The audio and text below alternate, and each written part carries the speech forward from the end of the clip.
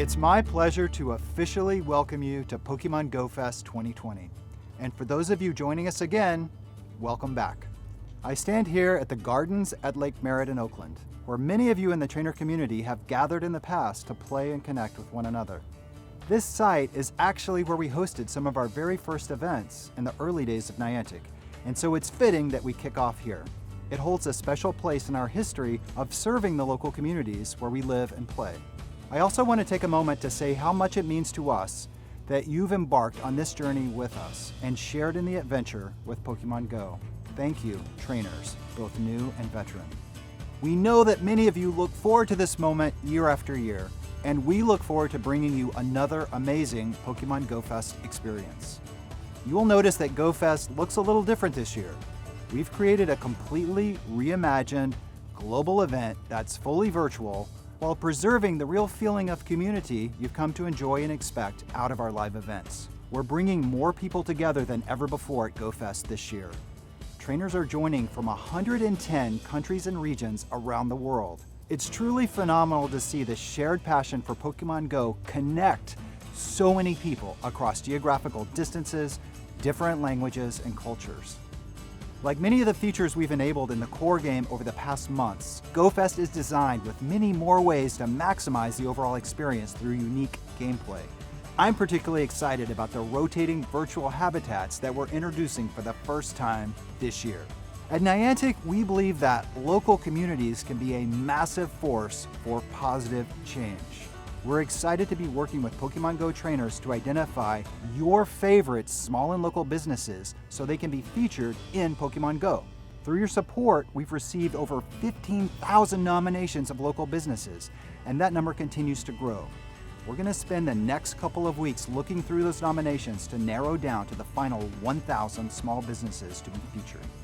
These are important first steps in a long road of recovery ahead. And we thank you for all of your efforts so far.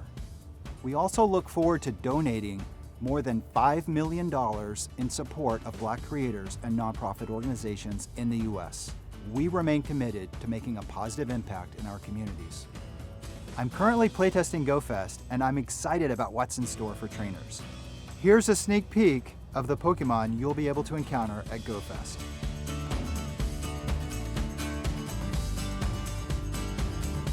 And lastly, I'm excited about the brand new Niantic merchandise store we recently launched. I encourage you to check it out if you haven't already. It's another way to showcase your Niantic spirit anytime. We encourage you to get out, enjoy the summer, and explore safely outdoors. There are hidden stories in our neighborhoods just waiting to be discovered. Create memorable adventures out in the real world and stay connected with friends and fellow trainers by sharing your Pokemon Go experiences virtually. There's never been a more important time for it. We hope that you enjoy Pokemon Go Fest as much as we enjoyed creating it. Let's play.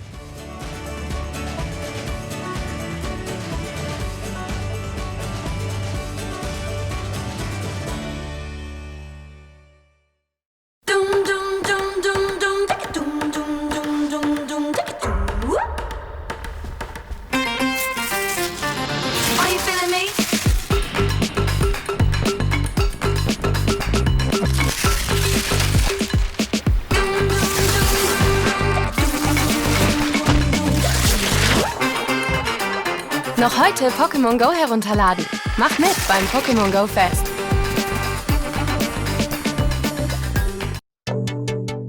Hallo Trainer, vielen Dank fürs Einschalten. Ich bin Philipp, seit 2017 Produktmarketing Manager für Pokémon Go bei Niantic in Europa. Vom schönen Hamburg in Deutschland aus steuern meine Kollegen und ich das gesamte Marketing sowie die Kommunikation für Pokémon Go. Einige von euch habe ich in der Vergangenheit vielleicht schon gesehen oder getroffen. Ich war zum Beispiel der Typ, der 2019 beim Go-Fest in Dortmund am Ende des Tages auf dem Kranwagen stand, um das Gruppenfoto zu koordinieren. Alle anderen freue ich mich natürlich umso mehr, heute an diesem für uns alle besonderen Ereignis auf diesem digitalen Wege kennenzulernen. Eine umso größere Freude ist es mir nun, euer Gastgeber bei diesem ersten Livestream zum Pokémon Go Fest 2020 zu sein. In den nächsten Minuten wollen wir auf das zurückblicken, was in den vergangenen 4 Jahren hinter uns liegt, was uns jetzt in den nächsten Stunden erwarten wird und das, worauf ihr euch in der Zukunft freuen könnt. Sicher erinnert ihr euch an die zahlreichen Highlights, Ereignisse und Weiterentwicklungen, die in den vergangenen 4 Jahren hinter uns liegen. Da sind zum Beispiel Aktionen wie das jüngste Video, das wir veröffentlicht haben, um auf das Pokémon Go Fest hinzuweisen. Da sind die Erinnerungen an den ersten Raid, die für mich nochmal ganz besonders waren in einer Kleinstadt, weil sie mich zusammengebracht haben mit Menschen, die ich zuvor nicht kannte. Und natürlich erinnere ich mich auch zurück an zahlreiche Reisen, auf denen mich Pokémon Go immer begleitet hat, wobei ich Erinnerungen nicht nur im Kopf, sondern auch im Spiel mit nach Hause genommen habe. Ich erinnere mich auch an die Partnerschaft mit Unibail Rodamco zu meiner Anfangszeit bei Niantic in 2017, wo wir die ersten Veranstaltungen mit 57 der Shopping Center in ganz Europa umgesetzt haben. Zu diesem Zeitpunkt standen wir noch ganz am Anfang unserer Marketingaktion in Europa. Vieles von dem, was wir zum damaligen Zeitpunkt gemacht haben, sind mit den heutigen Ausmaßen in keinster Form mehr miteinander zu vergleichen. Jedoch verbinden uns hiermit natürlich auch besondere Erinnerungen. Zum Beispiel denke ich an mein erstes Treffen mit Daniel von Spieletrend bei der Safari Zone 2017 in Oberhausen, wo zu dem damaligen Zeitpunkt noch niemand gedacht hätte, dass unsere Zusammenarbeit uns so lange begleiten wird. Diese Aktionen in den Shoppingcentern in 2017 machten auch den Anfang für weitere große Events, die darauf folgen sollten. So zum Beispiel gelang es uns in 2018 erstmalig eine Pokémon Go Großveranstaltung, wie wir sie zum damaligen Zeitpunkt bereits aus den USA kannten, auch nach Dortmund zu bringen. Wir erinnern uns an mehrere 10.000 Trainer, die erstmalig sich alle an einem Ort versammelten, um gemeinschaftlich einen tollen Tag miteinander zu verbringen. Und ich persönlich erinnere mich an die Arbeit, die damit verbunden war, um dieses besondere Ereignis zu kreieren. Mehr als 10 Monate Vorbereitungszeit, zahlreiche Meetings, Vor-Ort-Besuche, 2 Wochen Aufbauzeit flossen in die Vorbereitung, um letztendlich diesen tollen Moment über 2 Tage zu kreieren. Und das Ergebnis und der Erfolg gaben uns am Ende recht. Denn 2019 kehrten wir nach Dortmund, dieses Mal mit dem für uns alle besonderen Pokémon Go Fest zurück. Auch dieses Event wurde am Ende ein voller Erfolg. Und als mein Kollege in einem dieser zahlreichen Meetings mit der Idee aufkam, einen Heißluftballon am Ende über das Event fliegen zu lassen, dachte ich am Anfang, wie soll das gehen? Aber am Ende, ja klar, warum nicht? Natürlich planen wir auch zukünftig, diese besonderen Erlebnisse und Momente wieder zu kreieren, sobald es äußere Zustände ermöglichen. Da wir euch alle in diesem Jahr leider nicht persönlich im Niantic Garden willkommen heißen können, haben wir uns kurzerhand überlegt, das Angebot, das ihr bei unseren Live-Events vor Ort vorfinden konntet, kurzerhand ins Internet zu verlegen. Ihr findet dort richtig coole Items, die euch während des Tages nicht nur ein besonderes Erlebnis bescheren, sondern auch im Nachgang immer wieder gern an diesen Tag zurückerinnern lassen. Aber nun genug von mir. In den nächsten Minuten werden meine Kollegen Anne, Dominik und auch ich euch weitere Einblicke hinter die Kulissen von Pokémon Go geben und euch auch einen stärkeren Eindruck verschaffen, was die Arbeit für und um Pokémon Go so besonders macht. Abschließend bleibt mir am Ende stellvertretend für das europäische Team von Niantic nur zu sagen, dass wir unglaublich stolz und froh sind, eine Community wie euch um uns herum zu haben. Denn am Ende seid ihr es, die unsere Arbeit zu etwas so Besonderem machen und weitaus mehr als nur einem Job. Wir wünschen euch nun viel Spaß beim diesjährigen Pokémon Go Fest. Bleibt gesund und passt auf euch auf, wenn ihr eure Nachbarschaft mit Pokémon Go erkundet.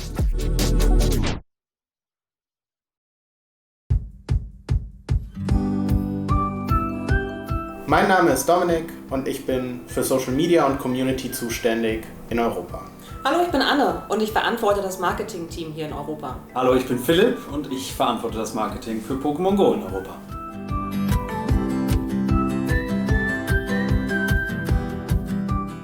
Ja, ich bin schon seit Anfang an dabei. Schon als wir aus Google rausgegangen sind, war ich bei Niantic und ich habe erst ganz alleine angefangen, aber jetzt habe ich ein Team und 2 davon sitzen bei mir, das ist der Dominik und der Philipp. Ja, ich kam in 2017 dann, leider kurz nach dem Launch kam ich dann dazu, aber konnte dann bereits nach kurzer Zeit voll mit einsteigen, haben wir viele tolle Sachen gemacht. Natürlich am Anfang waren wir nicht so viele Personen auch im Team, umso zahlreicher und vielfältiger waren natürlich auch die Aufgaben. Ich war dann auch sehr froh, als Dominik nach kurzer Zeit dann unser Team auch noch bereichert hat. Mein Einstand bei Niantic fällt ja so ein bisschen zusammen mit 2 Sachen. Einerseits der Geburtstag von Pokémon Go, aber was ich ja eigentlich noch viel verrückter fand, war mein erster Arbeitstag war die Pokémon Go Safari-Zone in Dortmund 2018 und ich kam da halt hin, dann hat man mir so einen Niantic-Hut in die Hand gedrückt und ein Niantic-T-Shirt und hat gesagt, ja, gehst du mal raus, schaust dich um und ich wusste noch gar nicht, wie mir geschieht und war dann da plötzlich dabei und war auch ein bisschen überfordernd, aber toll. Und als dann das Pokémon Go Fest 2019 tatsächlich auch das erste Mal nach Europa kam, habe ich eben da auch die Planung mit unterstützt, von Anfang an mitgearbeitet, eben mit Philipp und Anne. Und ich bin immer noch total happy darüber, dass wir das zu euch allen bringen konnten, auch in Europa. Und gemeinsam sind wir stark. Wir sind zwar ein kleines Team, aber sehr schlagkräftig und freuen uns dann natürlich immer umso mehr über das, was wir hier gemeinsam schaffen. Für Europa, aus Hamburg, für euch.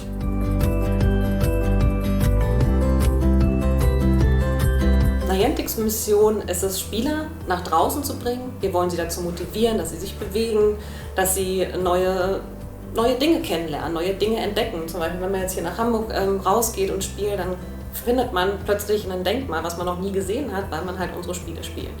Dann wollen wir, dass Spieler sich gegenseitig kennenlernen. Ich kann mich noch gut erinnern, als ich das erste Mal Ingress gespielt habe und zum ersten Mal andere Spieler im realen Leben getroffen habe. Das war ein sehr tolles Ereignis, mit denen sind wir heute noch befreundet, mein Mann und ich. Wir haben damals zusammen gespielt und haben Portale eingenommen. Und ja, wir haben dieses Pärchen kennengelernt, sind heute noch in Kontakt, sie spielen selber auch noch. Und ja, mit Pokémon Go verfolgen wir diese Mission weiterhin, dass wir durch verschiedene Mechaniken im Spiel Spieler dazu motivieren wollen, dass sie sich im realen Leben treffen, dass sie Freundschaften schließen. Wir haben gesehen, dass Spieler sogar heiraten, also Spieler nach draußen bewegen, Spieler dazu bringen, dass sie sich bewegen, neue Sachen entdecken und dass sie miteinander interagieren. Für mich war ja dieser soziale Aspekt, dass man mit anderen Leuten in der echten Welt spielt, eigentlich immer das Wichtigste. Das war das, was mich damals so zu Pokémon Go gebracht hat. Ich habe ja dann irgendwie 2016 saß ich noch irgendwie an so einer U-Bahn-Haltestelle mit zwei so Typen, die ich irgendwo auf der Straße kennengelernt habe. Und dann haben wir irgendwie so eine WhatsApp-Gruppe aufgesetzt, damit Leute irgendwie in der Nachbarschaft spielen können zusammen. Und ich glaube, das ist für mich so ein bisschen so die Essenz von Pokémon Go,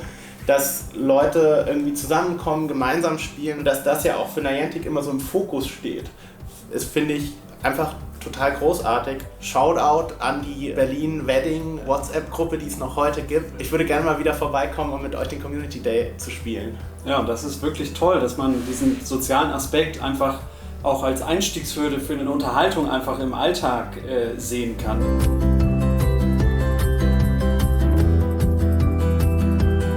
Ich glaube, die Masse der Leute hatte sowas noch nie gesehen und hat sich noch nie damit beschäftigt. Und dann kam dieses Spiel und hat ja quasi die Welt überrascht mit einem richtig großen Boom. Und dann ist so eine neue Form des Spielens für viele Leute zugänglich geworden.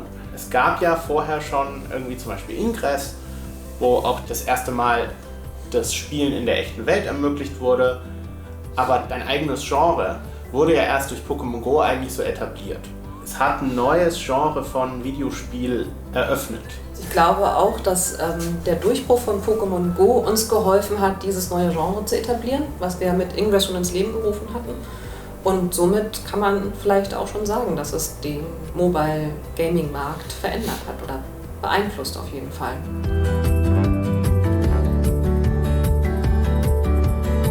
Es ist echt wahnsinnig viel, was wir erlebt haben. Also bin ja seit Anfang an dabei und es ist irgendwie eine Lernkurve, die ist so steil gewesen und waren so viele Abenteuer dabei. Tolle Leute kennengelernt, tolles Team, Dominik und Philipp hier bei mir. Die ganzen Events, dass wir so viele Leute haben bewegen können. Ich meine, hier das Gruppenfoto von Dortmund, Safari Zone und Pokémon Go Fest, das war so dermaßen beeindruckend. Es gab so viele Gänsehautmomente, die ich hatte, seitdem ich bei Niantic arbeite. Die gesamte Reise von Google bis jetzt, wo wir jetzt stehen.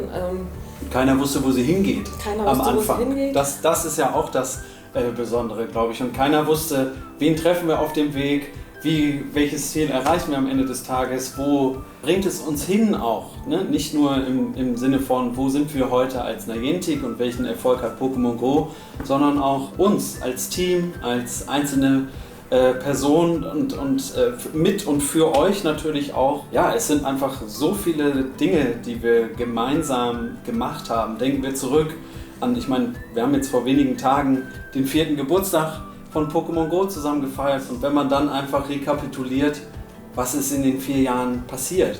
Und am Anfang war es natürlich das Spiel selber, aber seitdem, ich sag mal ungefähr knappes Jahr nach Launch, waren wir dann in der Lage, auch mehr zu machen, mehr Aktionen für euch zu machen, euch stärker hier zu integrieren, dann wie Anne sagte, die Events zu machen. Meine Arbeit besteht halt irgendwie zu 90% daraus, dass ich irgendwie vor einem Computer sitze und irgendwelche E-Mails schreibe, irgendwas organisiere, irgendwas plane, dann habe ich irgendwelche Meetings und dann ist aber und dann gehen wir aber irgendwie raus und das sind immer so diese herausragenden Momente, wo man endlich rauskommt und dann eigentlich sieht, was man gemacht hat. Also ich glaube halt oft bei vielen Jobs oder wenn man irgendwas macht, dann ist es schwierig, so diesen Impact zu fühlen oder zu sehen, was man eigentlich wirklich gemacht hat.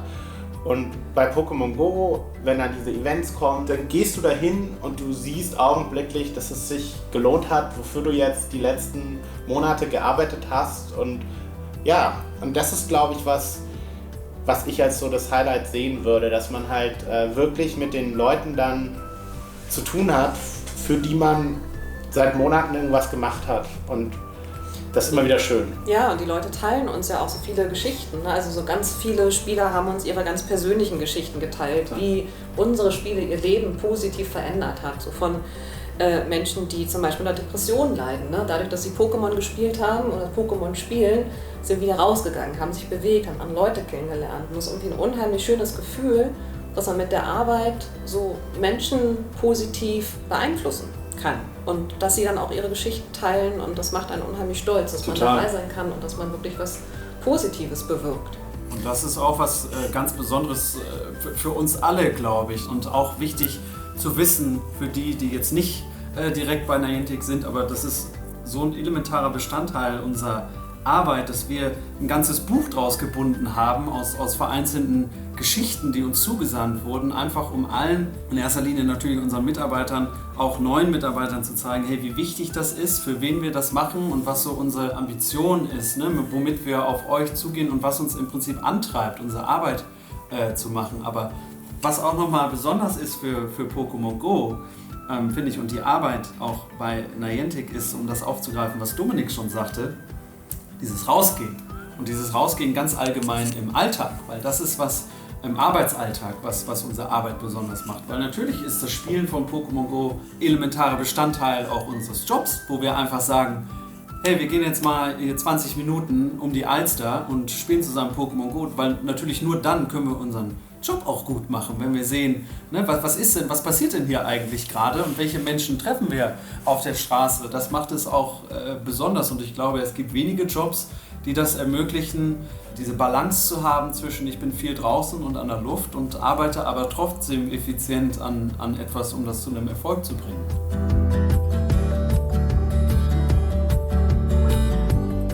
Also wenn ich reise, dann ist Pokémon Go eigentlich immer dabei. Also egal, wo ich hinreise, wir waren letztes Jahr im Oktober, sind wir nach Holland gefahren. Ich spiele eigentlich immer und ich liebe irgendwie Snapshots als Souvenir mitzubringen von meinen Pokémon-Reisen oder von meinen Reisen, wo ich dann auch immer Pokémon spiele und freue mich dann immer über neue Snapshots. Also wie gesagt, im Oktober waren wir in Holland, vor Corona waren wir noch in Süddeutschland und haben dort meinen Schwiegervater besucht und auch da habe ich wieder gespielt. Also Pokémon Go begleitet mich wirklich auf jede Reise und am liebsten mache ich, wie gesagt, Snapshots. Ich würde sie gerne umformulieren für mich, die Frage, und zwar der Ort mit dem besonderen Erlebnis, das ich damit verbinde, so ein Stück weit. Und das ist, da war ich in Österreich, auch im Urlaub, in so einem ganz kleinen Skiort. Und da war dann eine Arena. Und wann immer ich Zeit hatte, habe ich halt wieder versucht, diese Arena einzunehmen, was mir am Ende auch gelang. Und ein besonderer Moment oder Erinnerung für mich, weil ich es zum ersten Mal geschafft habe, wirklich diese Arena über Monate hinweg zu halten, weil das wirklich irgendwo so weit abgelegen war, dass da kein anderer Mensch hingekommen ist. Und deswegen habe ich diesen Ort, wenn ich ihn in Verbindung bringe mit Pokémon Go, immer in besonderer Erinnerung. Über Monate hinweg wurde ich dann immer wieder daran erinnert, mein Pokémon, ich weiß schon gar nicht mehr, welches es jetzt war, aber ist noch da und deswegen denke ich auch immer wieder gerne daran zurück. Hast du die Medaille bekommen, oder? Richtig. Ja, sehr gut. an der Straße, wo ich angefangen habe, Pokémon Go zu spielen und wo sich diese Community gebildet hat, die ich mit dieser WhatsApp-Gruppe da aufgebaut habe, da gab es dann unten an der Straße so ein Kunstwerk. Und das war halt eine Arena und das hieß halt der Street Art Dancing Pinguin. Und dann war das halt plötzlich so eine Location, wo man sich trifft und jeder wusste, ja, wir fahren jetzt zum Street Art Dancing, zum Dancing Pinguin. Und dann war das halt plötzlich so eine Location, die man halt kannte, weil die halt an irgendeiner Kreuzung war, die irgendwie relativ zentral war und plötzlich wurde das durch Pokémon Go halt so ein besonderer Ort. Und faktisch war es aber auch so, dass der Street Art Dancing Pinguin gar nicht mehr existierte. Ja, das war halt so ein Waypoint von irgendwie aus alten Ingress-Zeiten, wo irgendjemand das Artwork schon längst übermalt hatte. Und daraufhin hat dann irgendwie so ein Typ aus der Community in so einer Nacht- und Nebel-Aktion dieses Street Art genau so, wie es da auf diesem Pokestop war, wieder hingemalt, damit es den wieder gibt. Und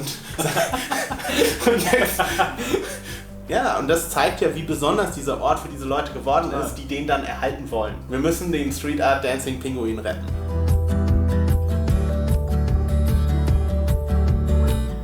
Oh, ich liebe ja dieses Snapshot-Feature. Ich kann gar nicht zählen, wie viele ich letzten Endes gemacht habe. Immer wenn neue Pokémon rauskommen, dann freue ich mich immer drauf, neue AR-Snapshots zu machen. Ich bin ja so ein Gartenliebhaber und mache unheimlich gerne AR-Snapshots bei uns zu Hause im Garten.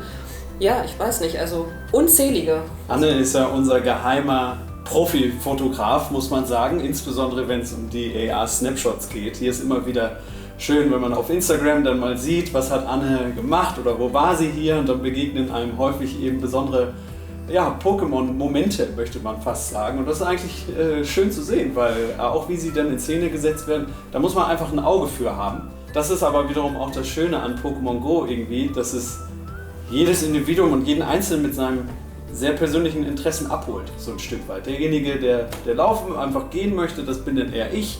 Ne, der kann dann da ein Ei ausbrüten und macht das einfach, und andere, die so eher detailverliebt sind und Bilder aufnehmen möchten und so weiter und dann schöne Momente mitnehmen, für die ist dann auch was dabei, und das ist eher Anne. Deswegen finde ich es auch schön, dass wir uns da so ergänzen. Für mich sind diese Snapshots eigentlich auch so die repräsentieren was, das über diese eigentliche Funktion hinausgeht für mich. Diese Augmented Reality Technologie, die dahinter steht, der Snapshot ist eigentlich auch nur so ein Snapshot in so eine Zukunft, von dem, wie das eigentlich noch werden kann. Ich meine, Pokémon Go hat ja angefangen mit da ist halt so ein Pokémon über ein Foto drüber gelegt, und heute scannt man ja die Umgebung und dann wird es platziert, und jetzt ganz neu auf wenigen ausgewählten Geräten, die diese Technologie schon unterstützen, gibt es dann Occlusion, das ist ja dass man das dann hinter dem Objekt so unter dem Tisch verstecken kann, sein Pokémon so halb oder so.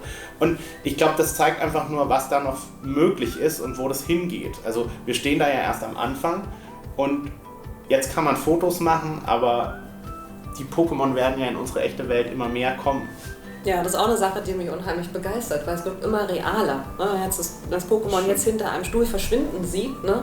Man könnte sich wirklich vorstellen, dass es jetzt wirklich da ist, dass es existiert. Das macht mich, es begeistert mich auch unheimlich.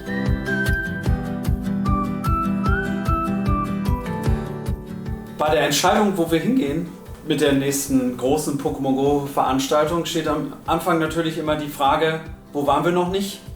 Wo gibt es viele Pokémon Go Fans? Und wo gibt es auch eine Gastfreundschaft, die es uns überhaupt ermöglicht, eine Veranstaltung in der Größenordnung umzusetzen? Und deswegen haben wir in enger Zusammenarbeit sowohl mit offiziellen Behörden als auch mit unseren Veranstaltungsexperten intern so eine Art Checkliste definiert, die uns vorgibt, okay, welche Kriterien müssen überhaupt erstmal erfüllt sein, dass wir uns an Stadt XY wenden können, um die Gespräche für eine potenzielle Pokémon Go Veranstaltung aufzunehmen. Da fallen dann so Dinge rein wie, was ist elementar, ohne was können wir Pokémon Go nicht spielen? Warte, ist das Internet? Weiß ich nicht. Natürlich ist es das Internet an der Stelle.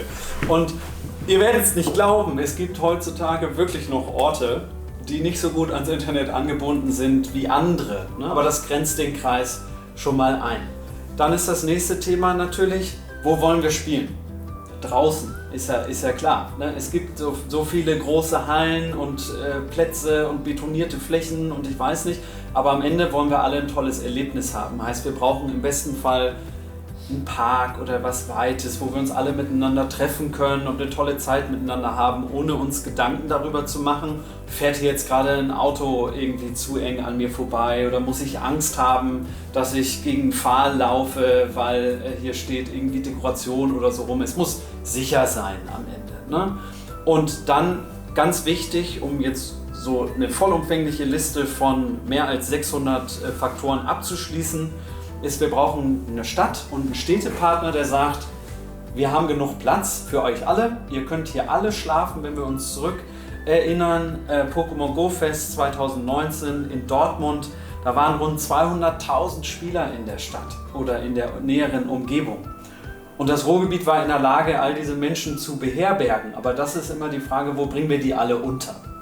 Und so kommen ganz, ganz viele Dinge zusammen, die wir uns alle anschauen müssen, um dann am Ende des Tages die Stadt zu definieren. Interessante Beobachtung zum Beispiel, wo wir das Pokémon Go Fest 2019 gemacht haben in Dortmund. Leute kommen in den Park und eine der Sachen, die ich dann so gehört habe, als man sich so drüber unterhält, wie jetzt das Netzwerk so aussieht, dann sagt irgendjemand, wir sehen große Spikes an Leuten, die YouTube öffnen. Und wo kommt dieser Traffic her? Was ist das? Und dann ist halt irgendwie so nach kurzer Analyse steht halt fest, ja, Leute laufen, extrem viele Leute laufen in das Pokémon Go Fest rein und das erste, was sie machen, ist live auf YouTube zu streamen, was sie da machen. Und das erwartet man gar nicht, glaube ich, wie viel Traffic da plötzlich reinkommt, wenn so viele Leute, die so digital affin sind, so eine Veranstaltung besuchen und halt auch erwarten, dass das Netzwerk alles aushält.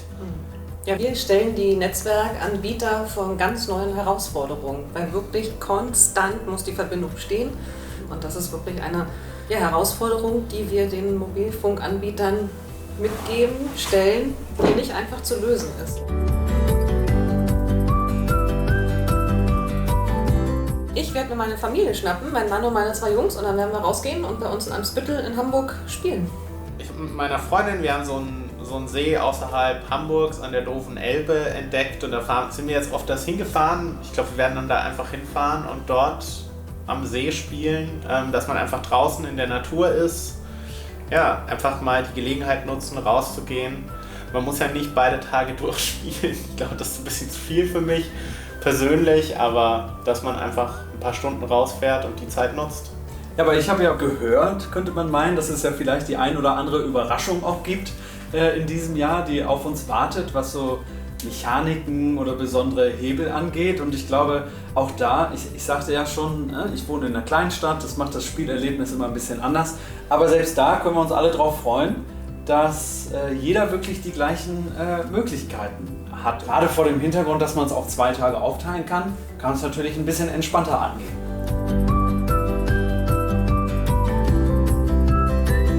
Auch wenn dieses Jahr vieles anders ist, wir wünschen euch wahnsinnig viel Spaß heute und morgen beim Pokémon Go Fest. Und haltet Abstand, bleibt sicher. Ich wünsche euch viel Spaß. Wir sehen uns wieder, wenn nicht in diesem Jahr, auf jeden Fall in einem der nächsten. Viel Spaß!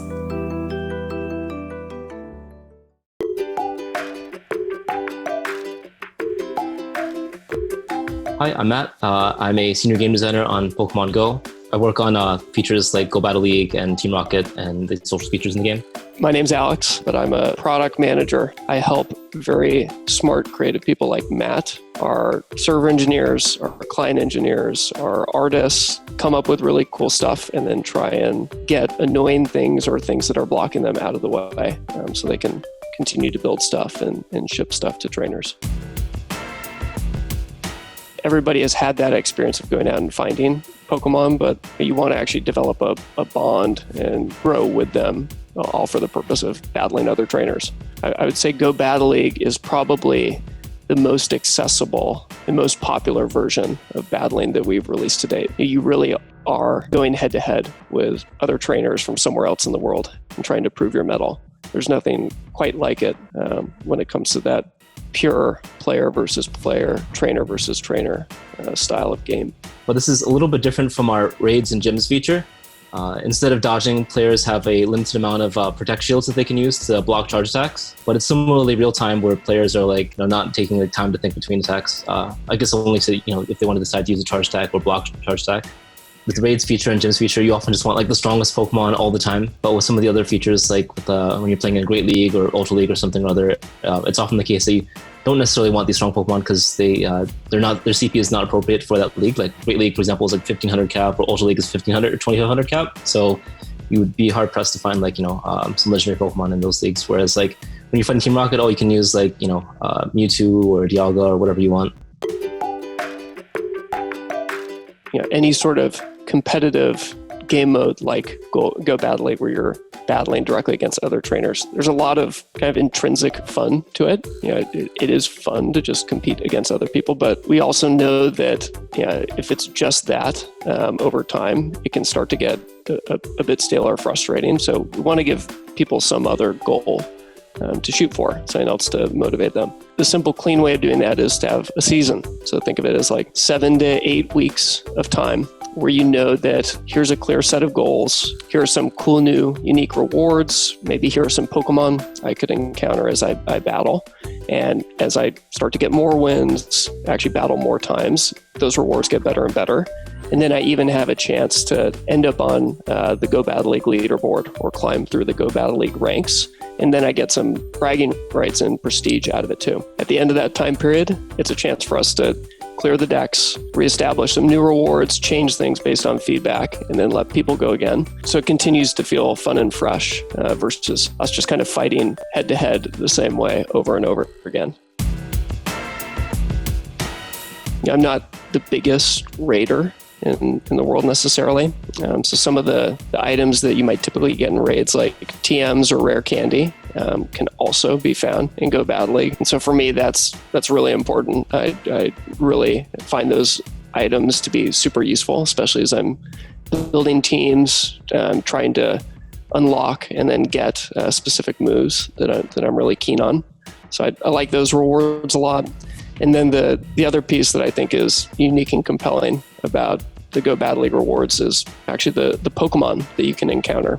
So the way that Go Battle League works, you have a certain number of sets every day that you can play, and sets have multiple battles within them. So you can battle 5 times, and that comprises a set.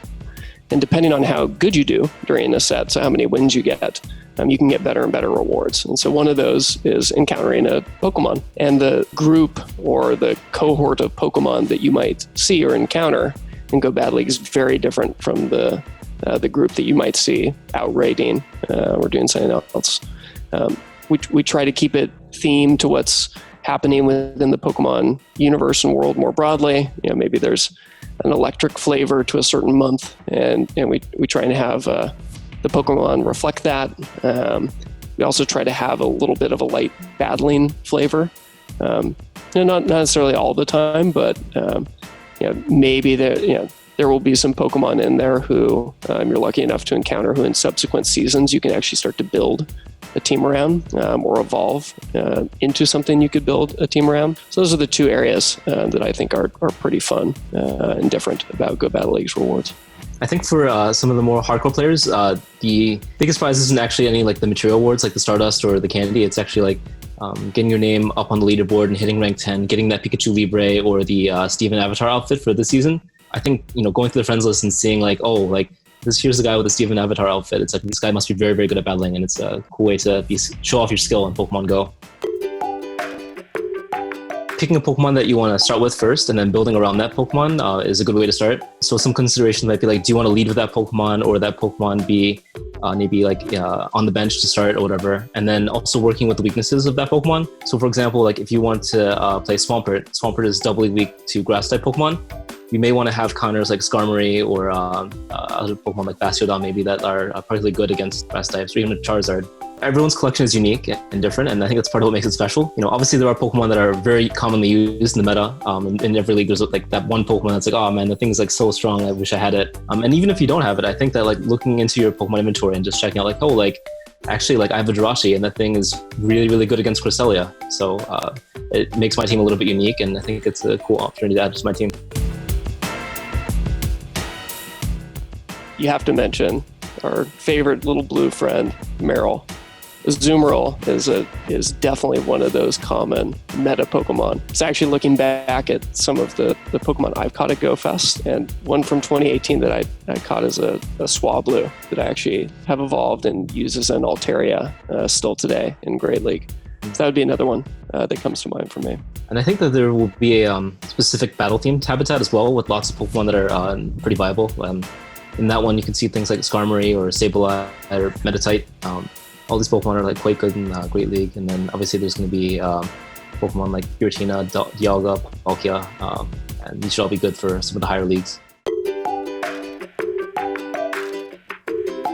Based on each league, there's different strengths and weaknesses to each Pokemon. And then in the Master League, you just want the highest possible stats for the Pokemon, and oftentimes like their typing comes into play as well. Like Pokemon like Dialga or whatever, where it's Steel and Dragon type, there's not too many counters for these types of Pokemon at the higher leagues. You want like ground or fighting type Pokemon, but outside of like Machamp and Conkeldurr for fighting, and then for ground, you might see like Groudon or something or other. But there's not too many strong counters for that Pokemon. I do think understanding the relationship between the types of the Pokemon you have in your team is critical, especially because Go Bad League is a pretty fast-paced format. It makes it really fun, but it's just super important to, on the fly, be able to understand what matchups give you a distinct advantage, which ones you have a distinct weakness for. And then as you're crafting your teams, we talk a lot about coverage. You might have one Pokemon that you really like and think is a really interesting pick, but maybe it has some glaring weaknesses. Well, then make sure with your other two Pokemon you are shoring up or covering that weakness for it. I'd say if you were going to start any place, that's pretty foundational to Go Bad League, and then all the other elements obviously make a huge difference, but they really build on top of that.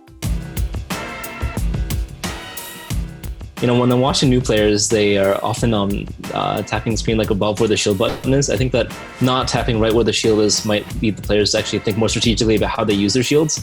It's often the case that they'll use their shields too early when, even if they're in an advantageous matchup, they might use their shield. It's often really important to like transition from being like a new player to a good player, where you start seeing like, oh, I can actually take this hit. This might be a not very effective attack against me, or it's not a very strong one. I can still take the hit and save a shield for a later Pokemon that might need to use it to turn over a matchup anyways. I think that also for switching, players often see like, oh, okay, I have a hard counter for this Pokemon. Like I know that my opponent has a Tyranitar out or whatever, so I want to bring in a Machamp to fight it. I think that making sure that you have a counter, being aware of like the switch timer is pretty important, because even if you bring in your counter, they might just switch that Tyranitar out or something or other, and then you're kind of stuck with your Pokemon just sitting there.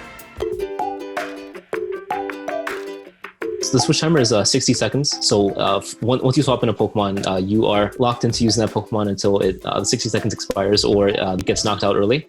I think that this is an important like strategic choice or whatever, so that players aren't just like swapping all the time. I think that in the main series game, when you watch singles gameplay, it's often like constantly swapping, trying to get like a little bit of a momentum advantage. But also in the main series, when you're swapping in a Pokemon, there is that turn where you must take an attack. You don't get an action when you swap in.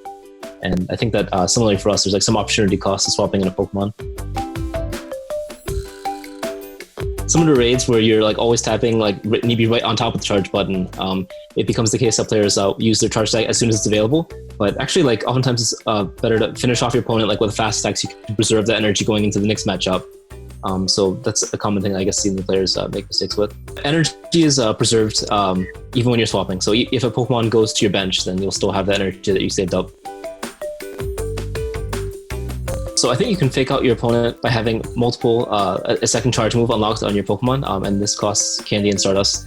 And it's often a good strategy to have a low-cost charge move and a high-cost charge move on your Pokemon, in addition to having like different coverage options. And oftentimes when you're fighting against an opponent, you want to overcharge your energy and have more than the energy required needed to do the low-cost charge attack. Oftentimes like as much energy as needed to do the higher-cost charge attack. And when you launch your charge attack and use the low-cost one, your opponent might think, oh, they're using the really high-cost charge attack that does a lot of damage. I should shield this. And then when you do that, you can often get them to use their shields earlier and then, be in an advantage state. For our battle today, Matt and I, we are bringing 6 Pokemon that are Pokemon that you're likely to encounter during GoFest. We're actually going to do a best of 3 battle where we actually pick 3 of our 6. The first 2 Pokemon I knew I was going to decide on were Altaria and Skarmory. So one Pokemon that I've always really wanted to use that I've been seeing on is actually Stunfisk, which is a new one that you might encounter this season in Go Battle League. Seviper is the fourth that I brought. Mantine is kind of a bulky staple of Great League. And then the last one is just like a favorite Pokemon, is Ferrothorn. Hopefully I don't get embarrassed too badly. That's mainly my strategy. For me, I guess my team is Shiftry, Skarmory, Sableye, Altaria, Azumarill, and Swampert. For me, I really want to showcase Pokemon that have been featured in past events. So I am sending Matt a challenge. And I'm sitting on the map, eagerly awaiting this challenge. Matt is quaking in his boots. Yeah, He's never played such a fearsome, low-rated opponent before. Oh, no. Oh, here we go. Mm-mm.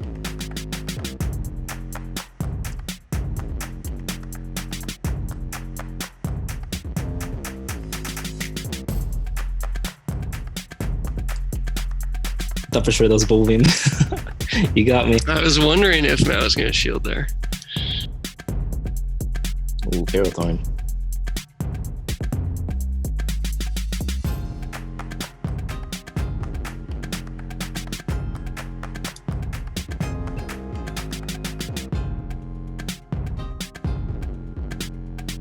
What does he do? Oh man. Ooh, that's a Power Whip. Ooh, Thunder. Oh man. I'm guessing all the things wrong. Oh, I'm getting so lucky.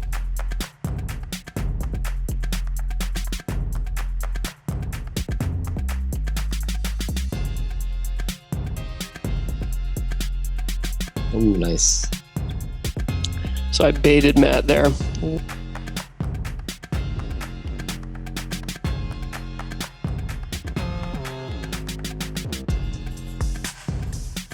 So this is where I'm just out of my element. There's like a super subtle difference in how much it takes to charge up my Thunder versus my Power Whip. And Matt counted, I'm almost certain.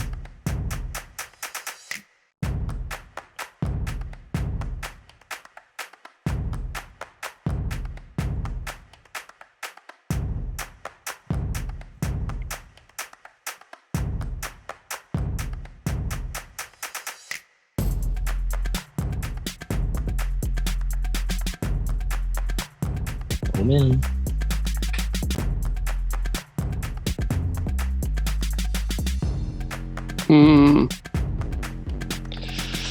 It's gonna be close. I think you got it though.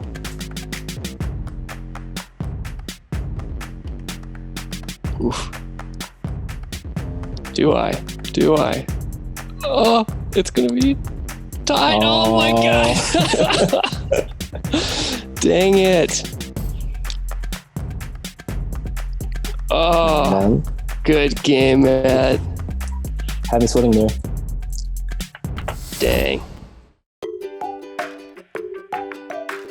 First of all, when you think about how many Pokemon there are, it's actually a total boon for us from a game design and product management perspective, because we just feel like that we could, with very small tweaks, create like an infinite number of really, really fun rule sets. Just something as simple as saying, hey, nothing over 1500 combat power creates like one of the wildest, most confusing and diverse metas out there, right? And that's just like one super simple tweak. So we're really excited to dive into a bunch of the other options we have, whether that's starting to think about limiting stuff to specific types in addition to combat power. Things could get funky in a number of ways for the better. That's my main thing. Is I feel like we've only just begun. There's a ton of stuff for us to play with in the coming months and years. There's so many Pokemon out there, and we have like lots of different events, whatever. So I'm looking forward to both tying in Go Battle League with events, or like making like different cups based on like types, or maybe even different CPs. I think that like being able to play in like more restricted formats it can be kind of cool, and I think it can also highlight different Pokemon that you normally don't see. And I think for like Premier Cup, for example, like Master League has been traditionally dominated by the legendary type Pokemon and mythicals. So I think that this is like a good first step to see how this might go, and like people can try it out. And there's lots of other strong Pokemon out there that they should pay attention to.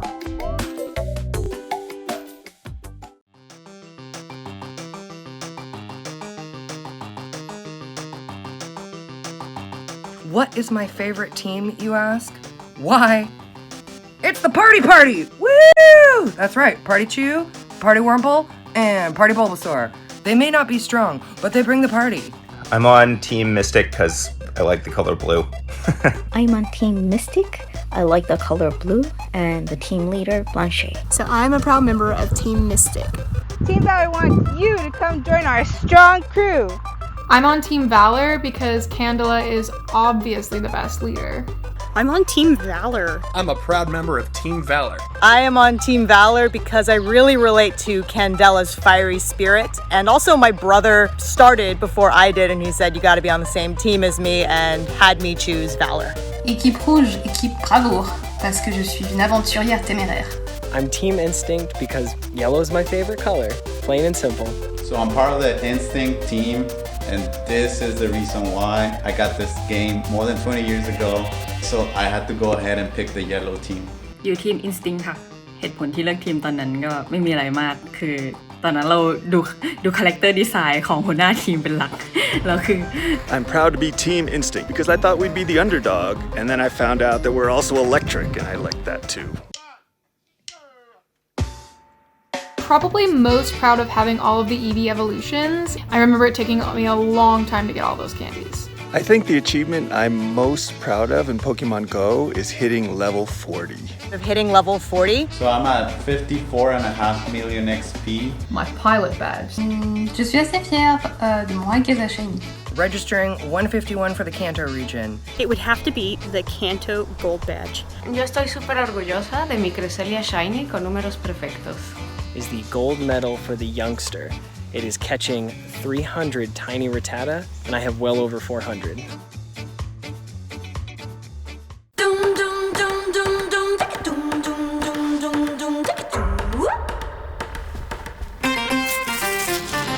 Are you feeling me?